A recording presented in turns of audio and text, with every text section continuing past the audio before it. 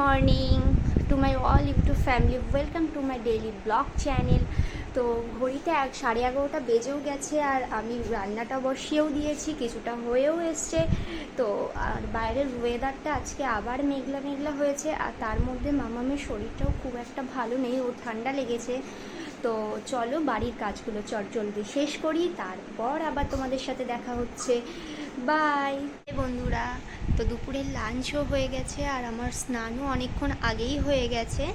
তো আসলে আজকে লাঞ্চটা কমপ্লিট হতে অনেকটা লেটও হয়ে গেছে, কারণ আজকে সকালবেলা যেহেতু ঘুম থেকে উঠতে লেট হয়েছিল, তো প্রায় 11:30 বাজে তখন আমরা জানতে পারি যে আমাদের বাড়িতে যে দিদি কাজ করতে আসে সেই দিদি আজকে আসবে না। দিদি নাকি বলে গেছিলো, বাট আমি জানি না আমার বলে গেছিলো কিনা, আমার ঠিক মনেও পড়ছে না।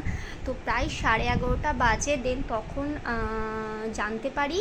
তো সেই জন্য তাড়াতাড়ি রান্না করে, আর অনেক বাসনও ছিল, সেই বাসনগুলো আন্টি ঝটপট তখন তাড়াতাড়ি মেজেও ফেলে। তো আমিও ঘর বাড়িগুলো তাড়াতাড়ি ঝাড় দিয়ে মুছে নিই। তো সেই কারণে আজকে লাঞ্চটা করতে অনেকটা লেটও হয়ে গেছে, আর মাম্মাম অলরেডি ঘুমিয়েও পড়েছিল লাঞ্চ করে। তো প্রচুর কষ্টও হচ্ছে, তো এখন একটু রেস্ট নেব।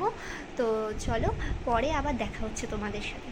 ডিনার অলরেডি কমপ্লিট হয়ে গেছে আর মামামেরও খাওয়া হয়ে গেছে। তো মামাম এখনও ঘুমায়নি, বাট ওর খাওয়াটা হয়ে গেছে আর আমাদেরও সবার ডিনার কমপ্লিট হয়ে গেছে।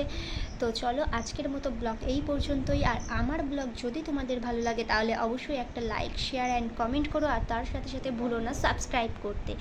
তো চলো আজকের মতো এই পর্যন্তই, দেখা হচ্ছে কাল একটা নতুন ব্লগে।